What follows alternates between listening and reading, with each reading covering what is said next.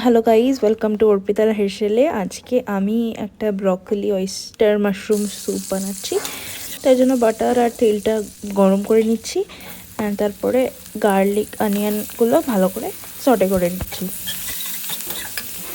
এভাবে এরকম একটা গোল্ডেন ট্রান্সলিউসেন্ট কালার এসে যাওয়ার পরে মাশরুমগুলো একটু ব্লাঞ্চ করে নিয়েছিলাম, সেগুলো অ্যাড করে দিচ্ছি।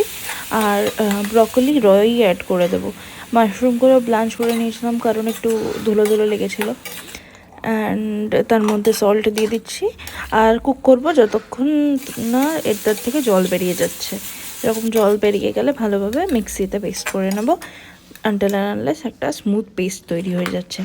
এবার বাটার দিয়ে সেই পেস্টটা আরেকবার আমি একটুখানি জল দিয়ে লুজেন আপ করে নেব, কারণ স্যুপ তো এত ঠিক খাওয়া যাবে না।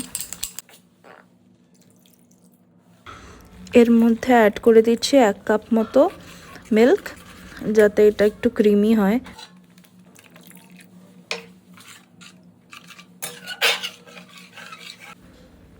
ব্ল্যাক পেপারস অ্যাড করে দিচ্ছি।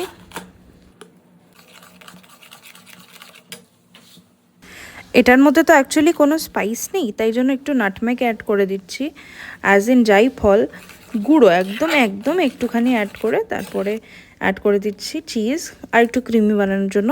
এটা খুব একটা স্ট্রং ফ্লেভার নয়, তাই জন্য আমি ভিনেগার অ্যাড করে দিচ্ছি। এটা অ্যাড করলে খুব একটা সুন্দর টেস্ট আসে। বাবা, তুমি ব্রকলি এনেছিলে, আমি স্যুপ বানিয়েছি আজকে। হ্যাঁ, আর মাশরুমও।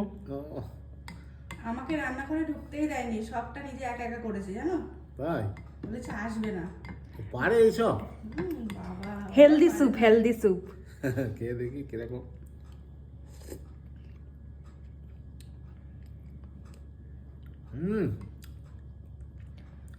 ভালো আছে। এর মধ্যে দুধ দিয়েছি, চিজও দিয়েছি। হুম, দুধ দিয়েছি, চিজও দিয়েছি। আচ্ছা আচ্ছা, ভালো আছে। প্রচন্ড ঠান্ডা পড়েছে আজকে, হ্যাঁ ভালো লাগছে স্যুপ খেতে। এত রাত্রে আর ভাত খেতেও ইচ্ছা করছে না। স্যুপ দিয়ে স্লাইসটা আবার কি দিয়ে করেছিস? বাটার দিয়ে। ও লাভলি। ঠিক আছে, চলো তুমি স্যুপ খাও, আমিও টেস্ট করি, মাকেও খাওয়াবো। টাটা। টাটা।